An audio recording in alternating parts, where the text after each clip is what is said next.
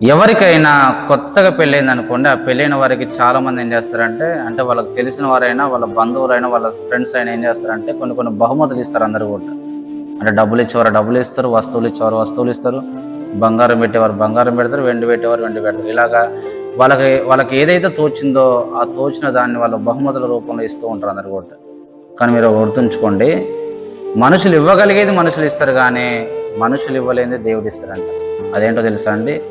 గర్భఫలం. అందుకనే ప్రభు అంటాడు, గర్భఫలం యెహోవా ఇచ్చు బహుమానం అంట. మీరు ఒక తల్లి దగ్గరికి వెళ్ళి మీరు అడగండి ఒకసారి, అమ్మ ఇంత కష్టపడి నీ పిల్లల్ని కన్నావు కదా, నాకు ఇస్తావా, నేను పెంచుకుంటానంటే ఇవ్వదే మాత్రం కూడా. మీరు ఎంత బతిమలాడండి, ఎన్ని డబ్బులైనా ఇవ్వండి, ఇవ్వదే మాత్రం కూడా.